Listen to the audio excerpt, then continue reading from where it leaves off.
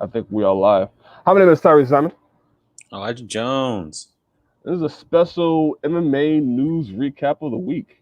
We don't really do stuff like this. Usually we recap events that happen or pay-per-views that happen, but we don't really talk about news.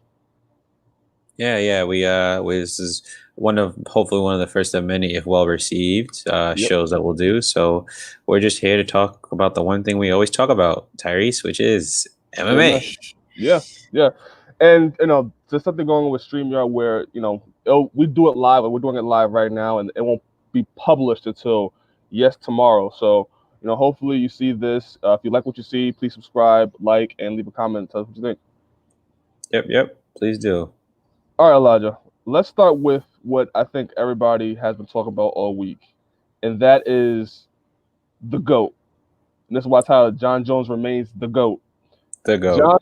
Jon Jones moving up to heavyweight.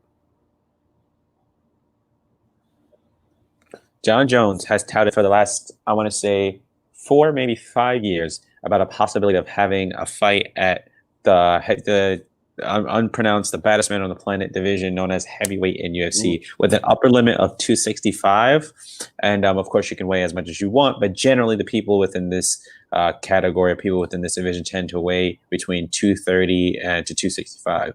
So Jon Jones has recently announced and vacated his light heavyweight belt in UFC. Which is rare for someone of his nature. The only other person in history who has vacated his belt after clearing of the division almost twice. Actually, almost to pretty much to the same degree that Jon Jones has is George St. Pierre. George St. Pierre, we know, vacated the belt when he fought Johnny Hendricks, and after he won that belt, he said he'd take some time off and then stepped away from the sport, returning in, I believe, 2017 to fight Michael Bisping, or 2017 to fight Michael Bisping to reclaim the middleweight belt. And then, of course, to vacate that as well because he didn't see himself fighting for much longer. But more or less with Jon Jones vacating the belt and now leaving the light heavyweight belt open for UFC to put in 2 perennial contenders known as Dominic Reyes and I forget the second guy's last name, the Polish Power. What's his name? Jan Blachowicz. Jan Blachowicz, yes, Jan Blachowicz. I wanted to see if you could do it. You did it. That's pretty good. Yeah, I'm getting better at this. You're getting better at that. So yeah, with a new vacated light heavyweight belt, Jon Jones is beginning the necessary accommodations in order to reach that the heavyweight physique he wants in order to eventually fight for the belt. Yeah, with this news, it's weird, right? Because it happened the same day that DC announced that he's retiring. So it was almost like he was. At first, it was like, oh, is he stepping on DC's retirement? And you can make a debate whether he is or not. But he's also been talking about moving up to heavyweight for a long time. We also know, leading up to DC fight, he was talking about moving up to heavyweight as well, because he wanted to fight Francis Ngannou. Yeah, and it was weird, right? Because it started off as, in this tweet he was talking about how the UFC and him can't come together on terms and stuff like that.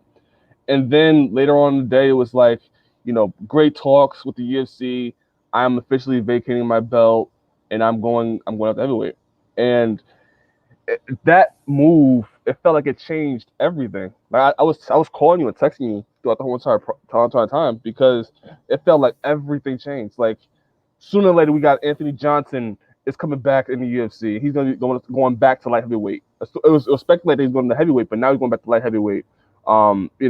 It then transpired, Bellator this whole entire week, this week leading up to the Bader versus Nimkar fight, where we're talking about whether Bellator has the best light heavyweight division in the planet or has the best light heavyweight in Ryan Bader, which Ryan Bader took a loss yesterday. But just Jon Jones, his move to heavyweight just shook up a lot of things in MMA in general. Yeah. I believe that with Jon Jones announcing something that big, because he's been touting it for so long, and at a certain point, once he beat DC, everyone wondered what was next. So I think we did a show about this, or we even just talked about it in general, that we thought that the next step really should be to fight Stipe Miocic at that time. Ngannou was rising through the ranks. Derek Lewis was someone who was coming up as well. He had gone on a good couple win streaks here and there, but nothing was put together to make him say, "Oh, well, he's the next guy to be, fight Stipe." At that time, you also had guys like JDS, Alistair Overeem coming at the height of their career. So after Miocic had beaten those gentlemen, we had wondered what was next for Miocic and what was next for Jones, and we had thought that Jon Jones could step up. Jon Jones would have success at heavyweight, so we had believed that. And I think that with Jon Jones announcing this, he also kind of overshadowed the Bellator 244, like you said, with Ryan Bader's defense of his light heavyweight belt. Ryan Bader, who has been highly successful since leaving UFC, has joined Bellator and had gone on a long win streak to eventually become a champ in their under their promotion with the light heavyweight belt and heavyweight belt. He's beaten tough contenders in my opinion, and he's beaten some cream of the crop in Bellator. So it's been interesting actually to see like last night. I would say to a degree it has overshadowed, but you have Ryan Bader fighting to defend the light heavyweight belt. You have Scott Coker saying that they have the best light heavyweight division right now, and I think there's some validity to that fact that the talent pool in Bellator may be a little bit more equal, but I don't know if they are exactly the best light heavyweight division to say. Yeah, so I'm glad you went to that. I got a different perspective on that. I thought it was Bellator. This is something I hate. Well, certain organizations. I like Bellator tried to use the news of Jon Jones, which was massive. It pretty much it was a talk of MMA for this whole entire week, and they tried to spin it as, since Jon Jones is now moving up to heavyweight, we have the best light heavyweight in Ryan Bader, and we have the best division, which I thought was weird. I understand the marketing strategy of people using Jon Jones's name and his name is stock. His name is power, and bring it over to your organization and say, hey, we have the best here.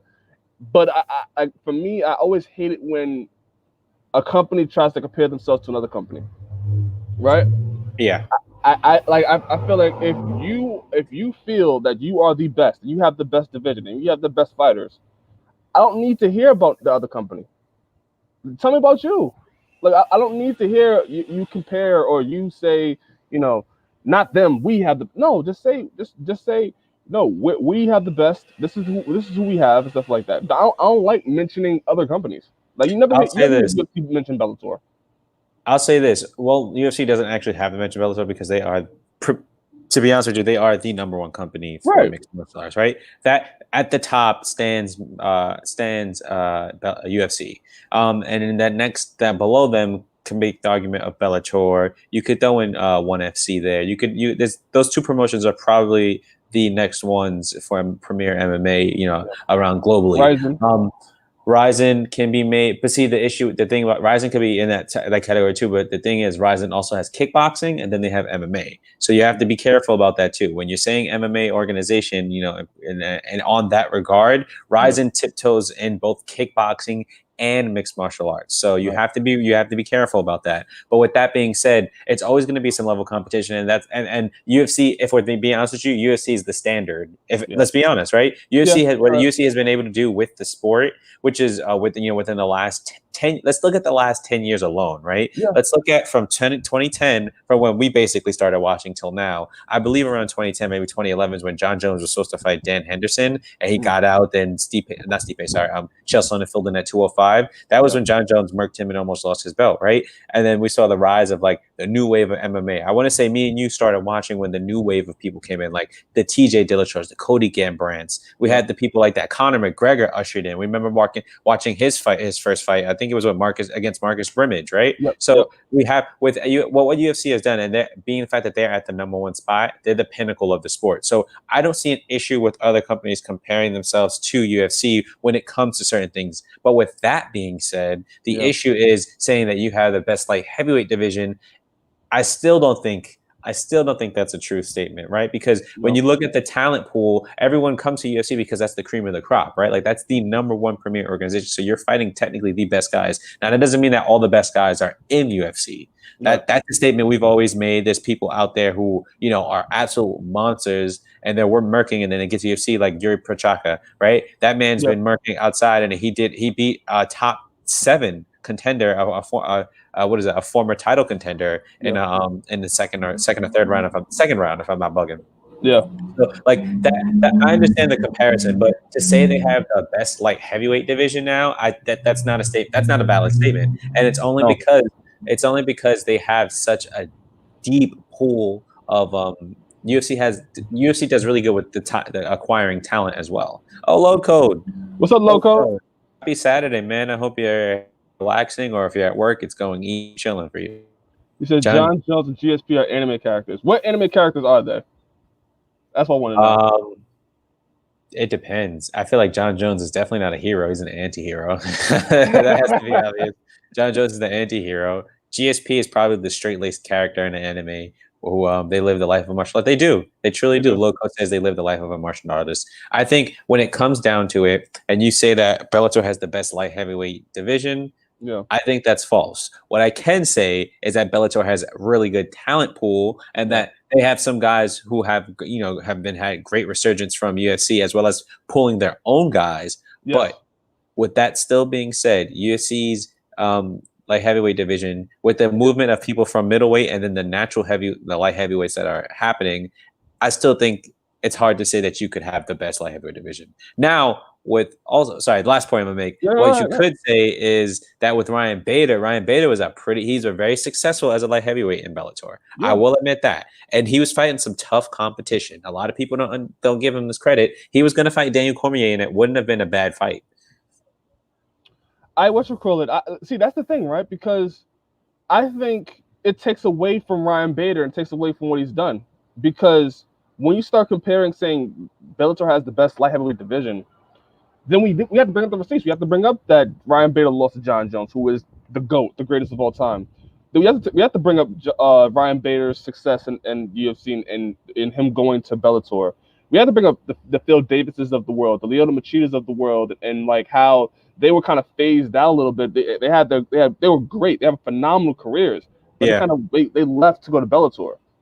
They didn't stick with the UFC, which UFC remains king at this point in time. So that is why it kind of takes away from it, just because we have to compare now. Like I don't like, you look at the rankings for UFC, the Bellator division don't really have a ranking system.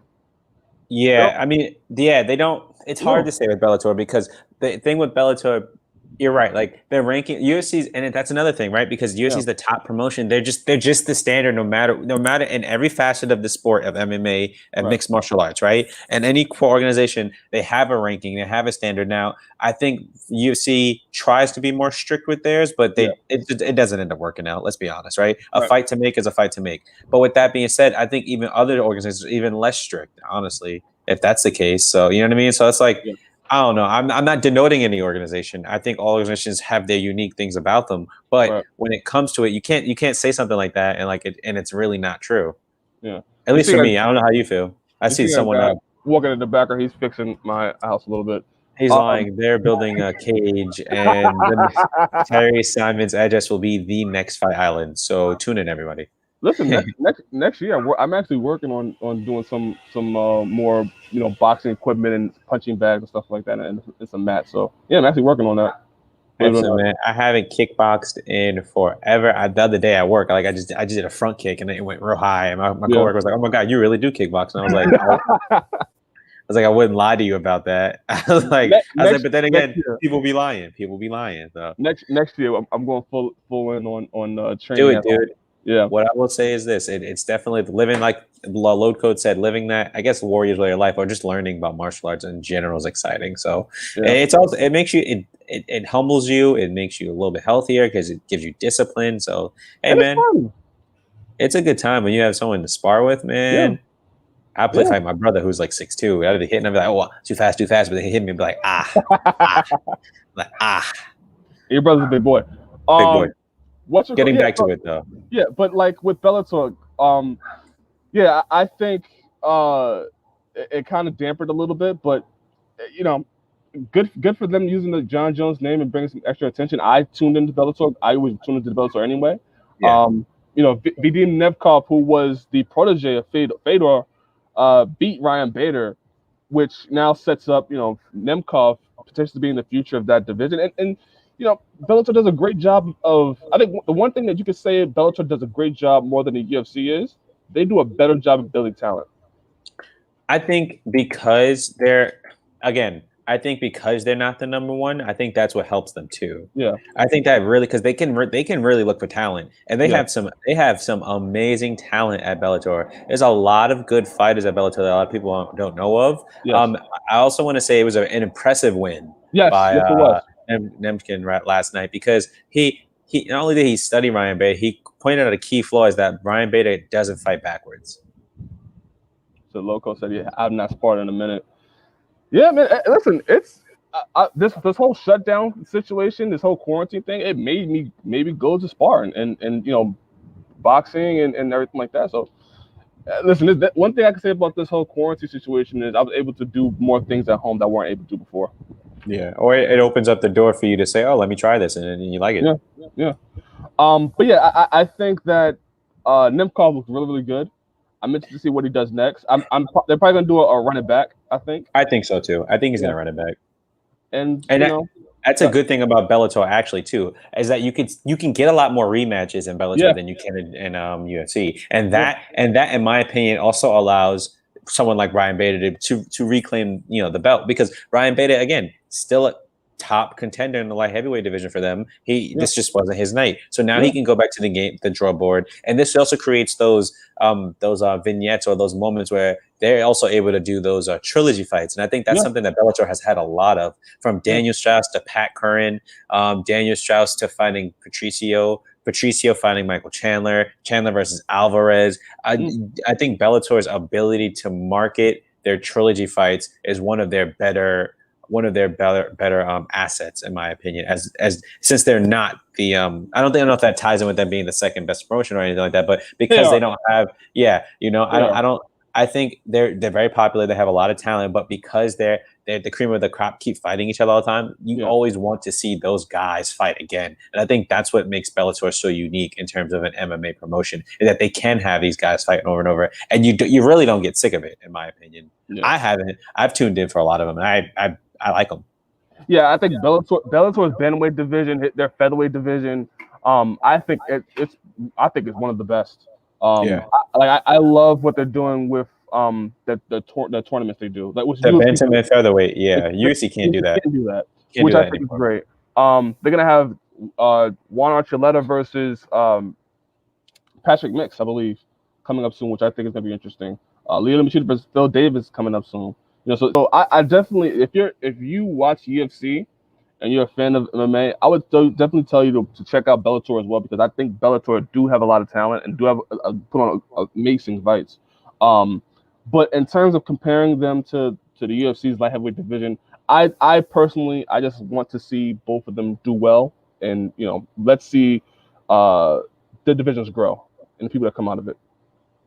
I'll leave it at that. Yeah, yeah. I don't want to compare Bellator to UFC because then it diminishes Bellator honestly to me. Wait, say that again. I don't want to compare Bellator's light heavyweight division to UFC's light heavyweight division because I think it diminishes Bellator's division a little bit. You know what I mean? And it puts UFC on a pedestal, unfortunately. Yeah, yeah, I agree. I wouldn't. I think they exist for different reasons, and I'm proud of the work that's been done in both. yeah. Shout out to Keith Lee. Yeah, shout out to Keith Lee. Also, that's the man right there. Good luck and everything. When you become dad, congratulations. You're going to be having babies soon. So you know what, man? Hats off to you. And with Jon Jones moving up to heavyweight, there's been a lot of talk in UFC with Dominic Reyes saying that Jon Jones was afraid to rematch him. And then you had some talk with Francis Ngannou saying that Jones will have success. And how would you speak on the Dominic Reyes situation, Tyreece? Dominic Reyes was saying that Jon Jones he believes that Jon Jones had lost and that Jon Jones was running from fighting him again. Well, I mean, listen, I can't be mad at Dominic Reyes for saying that because again, you have to have that type of mindset in order to be a fighter. And Dominic Reyes do believe that he beat Jon Jones. Dominic Reyes has been calling out Jon Jones ever since then. Yeah. So that fight is probably never going to happen. And but these Dominic Reyes could fight for a title. But that I would imagine that would sting a little bit. You never got to get that rematch because you probably were maybe the second closest to beating Jon Jones. The first I would give it to Alexander Yeah. Gustafsson. Yeah. Not only was that's the only loss in your career. That's the in Yeah. single handed. That is the only loss in your career. There's Yeah. no other loss on your record besides the one to Jon Jones. And I saw on IG actually Jon Jones rebutted to him. Jon Jones said, "Do you really think that'd be possible? Do you really think after fighting Gustafsson for a second time and starting him, and after fighting DC a second time and starting him?" Yeah. I'm paraphrasing, of course, but like he's saying Yeah. after fighting these guys, you think I would lose a rematch? And I was like, we say the same thing all the time. We say that it's the best thing to beat Jon Jones is to beat him the first time, because we've after that. seen history repeat second time. Jon Jones is a little bit more cerebral and knows how to pick you apart. He can get you out of there the second time. That's the issue. Jon Jones he will more than likely dominate again or get you out of there. Yeah. Okay. But yeah, and Ngannou did say that Jones would have success because he believes that the same technical ability isn't there as in the lower weights, lower weight class, which I agree. I do agree that Jon Jones will have the success because given whatever frame he gets on, he'll still have those technical abilities, and that's the reason why he'll be at the top of the sport if he takes one fight or if he automatically jumps for a title fight. I'll tell you what, the UFC 253, and Adesanya versus Costa card got a whole lot better with adding that co-main event title fight as well. The Dominic Reyes versus the John Blachowicz. There we go. I'm getting better. Especially when we've only had DC and Jon Jones as champions, and now it's a new era. So we're gonna see somebody, a new champion arise, and probably gonna lead that division. I do think both men are very good, very talented. I don't know if they'll be the dominant champion. I think Dominic Reyes has more, in my opinion. I think Dominic Reyes will be a little bit more dominant if he wins because of his long range and reach. But the issue with Jan is that Jan is so talented, and a lot of people sleep on him. So if you don't prepare properly for him and neutralize him, he will knock you out. Let me bring this up as well. We talked about Anthony Johnson going back to light heavyweight, which I'm excited for to see him fight. Let me bring up another name. What about Alexander Gustafsson? I see that rematch happening. We've always talked about how Alexander Gustafsson, happened to be the wrong place, wrong time with Jon Jones and DC being there. Now both of them are gone. I like the Jon Jones situation changes so much for me because I could see Alexander Gustafsson coming back at light heavyweight and possibly, finally being able to be a champion. Let's see if he gets back on the right track or he wants to stay retired. Anthony Johnson, that window's now there for him. Maybe some middleweights that probably weren't doing well, like Yoel Romero or a Luke Rockhold will give it a second chance. I got money on it. Says that if Paulo Costa is successful in defeating Israel Adesanya with his name and with his stock, there's a few people that at middleweight he could fight, right? But if the timing is right and they need somebody to fight for the 205 belt, he could do it. He could pump up right then and there because he comes in. Yeah, Paulo Costa. Paulo Costa could walk up. He's not a tall middleweight, he's 6 foot, but he's a big middleweight. Yeah. And he could put on the necessary weight to make 205. I don't know if he's as fast and as strong, but it's possible. The other thing I see with the Gustafsson fight, Gustafsson could drop down. I do see him actually having another fight at heavyweight before then, but the fight, in my opinion, that makes the most sense for Jon Jones at heavyweight, just like the timing and given with Anthony Rumble Johnson joining, is Anthony Rumble Johnson versus Jon Jones, right? Because we never got that fight at light heavyweight, and I know, but yeah, I think Anthony Johnson. I think he's smart. I think him going to light heavyweight and announcing that he's going to light heavyweight the same day as Jon Jones is strategic because he has a great management team. And I think that Anthony Johnson would be it would be almost ridiculous. And I'm not saying that to diminish Anthony Johnson's skill, but that division right now, there's so many question marks whether Dominic Reyes is the guy, whether John Blachowicz is the guy. Mm-hmm. Like Anthony Johnson slides right into the light heavyweight division. I would assume he's fighting number one through 5 off the bat, and possibly if he wins that fight, fights for a title because of his name value. Yeah, I think Anthony Johnson, Alexander Gustafsson, any middleweight that kind of was. I don't think Johnson drops back down. I think Gustafsson will, but I don't think Johnson drops down. I think he wanted. He already talked about it. They already talked about how he's going to go to light heavyweight. Now that could change. But he said that he's going to light heavyweight. Interesting. He said I saw him say he was going to heavyweight. He wanted to stay at heavyweight to No, see how it no, was. he was going to do that, but I think the news of this changed that. Oh, with Jon Jones. Yeah, because he came out saying I'm coming back to light heavyweight. Interesting. And like a Luke Rockhold, which we don't know what he's doing. He may consider. I may make the jump up. Anthony Smith, who we think has all the tools in the world to be a champion. Jon Jones is going, and he may have a shot now. Like there's so many opportunities for people that maybe didn't have a chance with Jon Jones, or maybe was going to have a hard time with Jon Jones, who we regard as one of the best of all time. Now have an opportunity, and I do have to credit Jon Jones for, like we said before, giving up the belt, which we see a lot of people just chase the champ thing and want to be champ, want to be champion to two division, hold up one.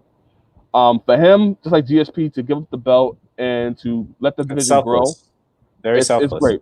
It's great. But there's also, I think, in the back of his mind, he's like, I'm gonna let these guys fight it out, and I'm gonna look for the cream of the crop, and I'm gonna study that person, and I'm gonna come back, I'm gonna fuck you up. And I think that's the back of his head too. I think that's the reason as to why Jon Jones did this. He's like, well, like you guys can have the belt because there's not much left for me to do, and it's true, right? He could just keep beating these guys and beating these guys, but eventually there's gonna be a person who's been able to beat him. That's just how laws of nature work, right? But stepping away, giving that time to develop, and then coming back could really benefit Jones too, if I'm being honest with you. It's not hard for him to make 205. Let's keep that in mind. And he naturally walks around at 220, 230. So let's be honest, we could see Jones in another year or two fighting for that belt, and then a year after that, I can see Jones fighting for the belt in 2021. I think that's the goal, right? Yeah. And then 2022, he could be easily champ. Yeah, I can see that too. I want to ask you this. Do you think Jon Jones waits for the winner of Stipe and Francis Ngannou, or do you think Jon Jones fights somebody before that? It depends. It really depends. If he sees a fight that he really is interested in, right? Like the only person I could actually see within that time frame being able to fight Jon Jones is Derek Lewis. Well, we know Derek Lewis is fighting Curtis Blades. Exactly, and then the winner of that, I think if Derek is successful, Jon Jones will want to fight Derek. I think Jon Jones will want to fight him. I think, in my opinion, I just think because of the name value and things like that. But if the option is for him to face that winner of Curtis Blades versus Derek Lewis, it's possible. But if the belt is if the Ngannou and Miocic fight and then there's a winner and that belt's open, he's not taking anything less than that title fight. So it really that him taking a fight to get into heavyweight really just depends on the situation of when those two guys fight, because he has no problem sitting out either. That's what a lot of people have to realize, is that Jones has to also build up to the heavyweight physique that he wants. Yeah. Jones is not going to just come in the way he is. He wants to build up to the heavyweight physique. Yeah. So he's out for the year. We don't have a timetable on Francis Ngannou versus Miocic, but it's probably going to be somewhere from early spring, maybe late February, early spring, to the summer, somewhere around that time frame, and that still gives Jones enough time to focus and study his opponent. So in the end, I don't think he'll take a fight, but I wouldn't be surprised if he took someone he took a top name and fought them. I wouldn't be surprised if he did that either. My brain just thinking about potential matchups. I wouldn't mind Jon Jones fighting if he's not fighting for a title right away. I wouldn't mind him fighting if they were able to do it, a Cain Velasquez or a Fabricio Verdum. Verdum is, I think, out of UFC, right? Wasn't that the last fight his contract? You're right. So Verdum's out of that situation. We don't know when Cain is coming back, because Cain in his own right is with wrestling going on, that he was a very big wrestler on Combate. Not Combate, sorry, that's a Spanish organization for MMA. But he was a very big fighter on what's that promotion? Yeah, so there's that. Yeah, AAA. So AAA. I don't know if Cain will actually. I mean, he's been training with Cormier, but that was just for the fight. I don't know if Cain is actually dedicated to coming back. Yeah, I don't know if Cain is dedicated to coming back, and with a promotion like WWE offering more money, it's it's possible. It's possible he could fight Cain Velasquez. I would love to see that as a fan, but I can't guarantee that'll be a thing. You know what I mean? Just given the state of how Corona is and whether or not he's actually training or whether or not he's injured, depending on there's been no talk of him having a return fight.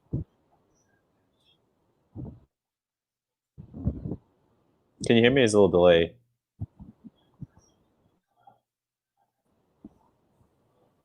I can't hear you.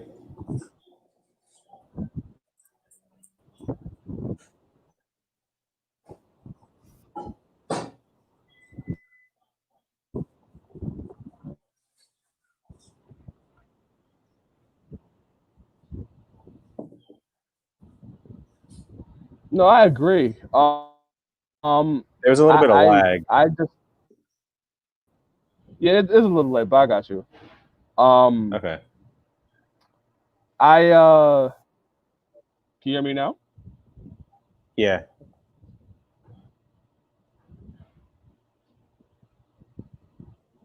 I can hear you. Just he's partially out, so that's only me fan predicting or fan hoping. So Yeah. like, gonna exit out, come back in. Okay. Who, me or you? So Elijah's going talking. Yeah, Is it I me? do You're believe lagging, that not me. Jon Jones. We'll see what happens with Jon Jones. I honestly do think that Jon Jones does damage in the. Yeah, I know I'm lagging. Hold on. Elijah's going now. Yeah, we'll figure that out. But anyway, I'm keeping all this in. Yeah, I do think Jon Jones does damage in the heavyweight division. I do think that potentially Jon Jones could be a champion if he fights a Francis Ngannou or Stipe winner, and then whoever comes out of that light heavyweight division comes in and he decides that he wants to go back down and win because he's not a big heavyweight either. Let me see if I can get him back in. Hey, I'm back. I was trying to tell you, it wasn't. You were the person that were like going in and out. Like I could barely Really? hear you. Yeah, it was. Was it showing that I was on yours? Yes, it was showing that you were slowing down. No, so it showed that you were slowing down for me, and I was like, "Can you not hear me?" And then like you would talk, nothing would come out your mouth, and when you stopped, all audio was there. But Well, anywho, go ahead. yeah. Yeah, we were just talking about Jon Jones, and we're pretty much getting off the topic. Jon Jones, I think he does well in heavyweight, and Very much so. I think he waits for Stipe Francis Ngannou winner. Yeah, you know, I mean, again, if the opportunity presents itself and UFC says, "Hey, like, you can get some money. We'll give you a lot of money. Fight this guy. He's a heavyweight. He's the one right before. He's the someone right after you. And if you want to, Jon Jones could say no. That's possible. It's always a possibility. But if we don't know when the winner of that fight or the champion of that fight is able to fight again, Jon Jones may either just wait or he may take one fight and then say, hey, like this is it. It really depends on the timing. That's all I have Yeah. to say about that. All right. Let me ask you this. Let's move on to the next topic, which I'm interested to hear your thoughts. We talked about before about Chito Vera and Sean O'Malley, and you didn't give a prediction because you don't like giving predictions because you On hate who? controversy. You I gave a prediction on Cheeto Vera and on Sean. I did. did? Yeah, I did. Go watch the video. Okay. I'm pretty sure I did. We talked about it. We also talked about it before the fight. We both said Cheeto. Oh no, off air. Off air, we talked about it. We didn't talk about it on air. Well, I do indicate to the fans say that I may not choose now, but I choose before the fight. So Yeah.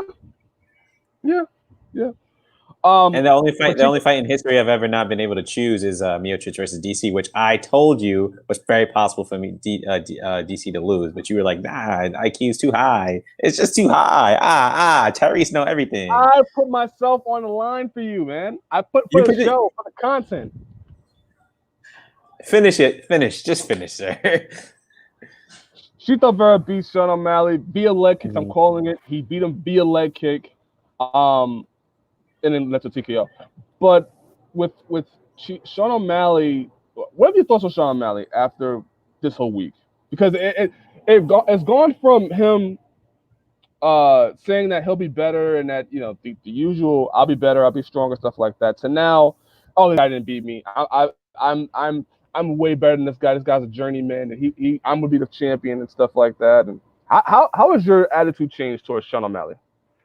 I mean, not much has changed if I'm being honest with you. I knew that Cheeto was a tough fight. And I'll say the one thing that has changed is that I think that for me, if I'm watching him as a fighter, I now see I mean, I'm not going to fight, obviously, but watching as a fan, sorry, I should say, is that what I see is the way to beat him is I see a easier way, not an easy way to beat him. So I do see the chinks in his armor now, right? And Mhm. that's something that a lot of people weren't able to do. What he does is he overwhelms you. He overloads you with the guessing and the feints, and that's something that a lot of people bite on, from Jose Quinones to Andre Sukem to a lot of his other opponents, right?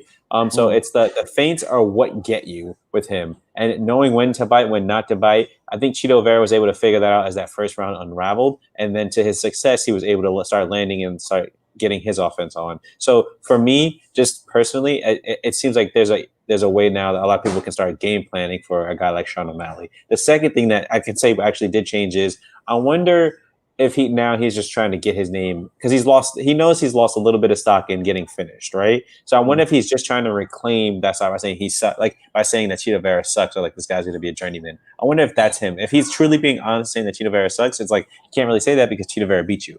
But if he's so like that's just my other thing. But I think he's still a top fighter. You know, I think he's great. But I think my concern now is for him is there a game plan for a lot of fighters to fight you, and will with the injury like this, that's the second time it's happened. Will eventually in his career will we see the consistency of being healthy, or will he often get that same foot injury? Yeah, I agree with you on this the style and how there may be a blueprint to not like again a lot of people have been on the face because he throws a lot of things and throws a lot of kicks and spinning kicks and stuff like that. But to Chito Vera's credit, he was able to just stay with it and not be phased by it. Even though Sean O'Malley says it looks slow, I thought Chito Vera was very deliberate. Um, and for me, with Sean O'Malley's attitude, I get it. Fighters are they believe in themselves. They believe they're the best in the world. Yeah, Um, but with Sean O'Malley, it's kind of a obnoxious take to it. You know what I mean? yeah. It's kind of a more of an obnoxious take to it, which to him, power to him. But I do believe that kind of turns some people off in terms of just like, oh, I thought you were a little bit more better than that. I And mean, I think I don't. With a guy like O'Malley, right? I think this is his first loss. yes, I think it was a rough one to swallow because if you think about it, yeah, you rolled your foot as a fighter. He probably thought I rolled my foot. He was able to capitalize, but you have to think bigger picture here, right? You're yeah, in a fight. Injuries are more than likely to happen as a result of getting hit. And realistically, I don't think he would have rolled his foot without getting leg kicked. Like it's possible he could have, but the possibility of him getting kicked in that lower calf is also a reason that contributes to it. I don't yeah, know. I think him. I get what you're saying. Is that now he seems a little ignorant to the point that yeah, that could have happened. And that I think that will for right now go on. I think if he continues the narrative, he'll definitely lose a lot more fans. I mm, think for right now, though, I think it's in his best interest to shut up and go back to the drawing board. Because it wasn't like he got again, it wasn't like he was dominated in this fight. yeah. He's right. Like he wasn't dominated. The fight didn't go that long, so there's not much you can say. But I think it's now the point to learn from what happened and just move on. There'll be another fight, hopefully, with a guy like him. Dana loves him. Fans love him. Joe Rogan loves him. So there's going to be another fight for him. But I see what you're saying. That attitude of, oh, he didn't beat me, he didn't beat me. It's like, Yeah, well, on your record, this is a loss. So what do and you want? that historically never really works out for the person that losing has that mentality of they didn't beat me, stuff like that. History's shown that if you have that mentality, it doesn't really work out for you in terms of just Hardly. you being able to learn from it and get better. Hardly, right? I don't. There's very few examples I can think of where someone like completely dominated the other person, and then the other person won, and then it's like, oh, like I won, and everyone's like, yeah, you should have won. It's like even in those situations, most people are just quiet. Yeah, remember like Joanna Jacek and the whole Rose Namajunas and how she got knocked out in the first one, and then leading up to the second one, it was like, oh, she didn't beat me, she didn't beat me. The Boogie Woman's back, and I didn't like it was a lucky. And then Rose Namajunas did it again and outclassed her. Outclassed her, and it's interesting that fight. Of course, that second fight was a lot more close. Second fight was a lot close, but we had Rose Namajunas winning because at the end, like in those exchanges, it just seemed like Rose was getting the better of her, and that's what happened. So, Yeah, bottom line is, again, in those situations, you don't want to be the person with the narrative, "Oh, you didn't beat me, you didn't beat me," because that you'll eventually get your title fight back, but it you lose a little bit of fans. But again, yeah. this is a fight game, right? Emotions happen, things happen. So I don't blame O'Malley, but I also want to let him know like things like that. Don't let that ruin. You know what I mean? Like you still can get another fight. You're still bright. So just keep working. Absolutely. All right, Elijah. Let's end it with this. What is UFC news, MMA news this week that may not be getting talked about or has caught your interest? I think the Frankie fight is pretty good. I'm pretty interested in that. Megan Anderson has actually announced a fight. Yeah. Um, what's Nunes. her name? Just Amanda Nunes. I said Jessica Nunes. Amanda Nunes for the 145 belt, and I think that's a great fight. I think the experience of Nunes is going to be hard for someone like Megan Anderson, but I think Megan Anderson with the height and the ability that she has, and the coaching from James Krause and a couple other people, I think it's a possibility that she can get it done. But again, Nunes is just so good. I can't. I don't know if I can bet against her right away. Yeah. That 145 division, I'll give the UFC credit. They've tried to build it up. They tried to do their best and trying to find contenders for it. But when you have somebody as dominant as Cyborg and then going from Cyborg to Amanda Nunes, it's really hard to build up a division like that. It really is. I think her beating Amanda Nunes beating Megan Anderson, which I think is a high probability. I wonder what they do with that 145 division because it gets a little scarce in terms of who you have next. I thought Megan Anderson was the person it was going to push as a potential fight for Amanda Nunes or Cyborg, and like now with it being, that fight happening, I don't know who's really next at 145 division. Yeah, it's hard. Yeah, it's hard because the UFC hasn't established, and let's be honest, like the people who fought at 145 are all back down to 135. yeah. So it's really hard to get the talent. Maybe UFC does another does an Ultimate Fighter with the featherweights. Remember they did one. Remember? I know. They did Everyone dropped right back down to one. Exactly. Everyone dropped down right back down to 135. So maybe we get some possible women like MMA lightweight women to drop down to 145, and maybe possibly. Or honestly, get Cyborg back in there. I see that will never happen again. I know. That will never happen again. With that video that she released and all that other stuff. Yeah. I just don't. I think that ruined her chances. But realistically, that fight they should have ran that back first. I think they should have ran that back before they did any other fight. But you know what? Here we are. We live in today's world. We gotta roll with whatever happens. Hi, Mom. Also, all right. Just high. Also, Carlos Condit is fighting Court McGee. Interesting. I didn't hear that. Yeah. I think it's September 9th they're fighting. So I'm interested in that matchup. I'm a Condit man. I am too. Condit news has been pretty silent in terms of like what he's doing next. I know he was hurt for a bit. Hurt for a bit. He had backed out of a fight because he was scheduled. But I would love to see Carlos run it back with Robbie Lawler. I think that would be an interesting fight. Him versus Court McGee is an interesting fight. I think I don't think Carlos Condit. I think the time off has been good for him, but the issue with Carlos Condit is that after this fight, we'll see whether or not he truly needs to retire. I don't think he needs to retire, but the way he comes into this welterweight bout that's when you'll know. My news is the fact that two news: Alex Perez versus Brandon Moreno to potentially either slide into that flyweight fight between Cody Garbrandt and Deiveson Figueiredo, which we'll talk about that when it comes up. I don't know if I wonder if Cody Garbrandt can make the weight, but I have some type of confidence that he can. I think he can. I wonder what condition his body will be in. Right. But that's a good fight to potentially crown the next number one contender for that fight. I love that. I love how the flyweight division is progressing now. And then two, what came out yesterday was Darren Till versus Jack Hermanson. They both verbally agreed, so I'm waiting for the paper.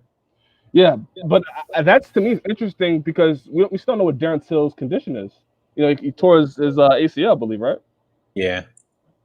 So he's coming back super early, more early than if you're a Darren Till fan, I would hope.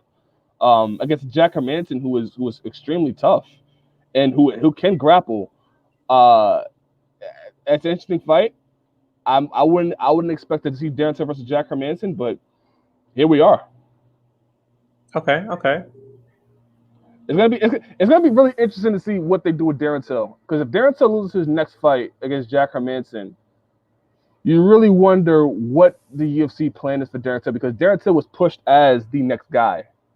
Darren And Till, the thing about Darren Till, right, yeah, is Darren Till is the cream of the crop. But when you have such high level guys, and that's the issue, right? It's when you have a guy like Darren Till, it's like you saw Masvidal beat him, yeah, right? You saw how to beat him. No one's been able to mimic that success as Masvidal. So, Woodley, well, that's before. That's talking about after. I'm talking about after that fight. yeah, No one's been able to mimic that success when he's moved up to middleweight. So that leads me to believe that I don't think he'll be knocked out anytime soon in his middleweight fights, right? But what we will see is that he'll come. I think it may be the case where he'll come really, really close, and that's going to be my issue for Darren Till. I think he may just come really, really close in a lot of his fights because I don't know if he's going to change or anything like that between his fights. I think his style is going to stay the same. I think his style is so good and overwhelming as it is, and that's what got him to the top. But when you get against the top guys, I wonder if those adjustments are made to fight them. But then again, he's so young that he has the time to grow. It's just a question of will he grow over the next few fights. Woodley put him away. Again, I still think with him being at middleweight now, I think he's much healthier than he was at welterweight, in my opinion. when I bring up Woodley, I more or less bring up the stock, right? We talk about the stock in your name. And when Darren Till was coming on the rise, I think he may have been thrown into that Woodley fight too early, but he also did beat Stephen Wonderboy Thompson, which gave him some credibility. Split decision, I think. Yeah. But like him losing to Woodley, that hurt him a little bit. And then him losing to Masvidal, that hurt him a little bit. And then we finally said, okay, he beat Kelvin Gastelum. He's in his new weight class, and then he loses to Rob Whittaker. So former champion. So it's not bad. Yeah. It's not bad, but it does make you think, okay, what is the UFC's plan for Darren Till? Because if Darren Till continues to have these successes of he's close to it but not there, I wonder if that hurts him in the long run, because you do begin to forget about the people that are on the rise. You know what I'm saying? If you have the ups and downs, but other fans, it's hard to really connect and stay with it. More than the person that's on the rise. And that's steady. Yeah. That's the steady climb. We'll see. Again, it depends on whether or not he starts to change and develop a little bit more. He's great. He has the talent. He has the skills, tool set to do things now. But again, he's young and he has to develop a little bit more in order to get to break through that roof. Yeah. So we'll see what Darren Till. I just thought that was very, very interesting to see him come back. So that's pretty much all the news. Tomorrow we're gonna do a recap of Pedro Munoz versus Frankie Edgar, who if I'm calling it now, I'm gonna put myself on the line here. I got Pedro Munoz winning. I'm gonna go Frankie.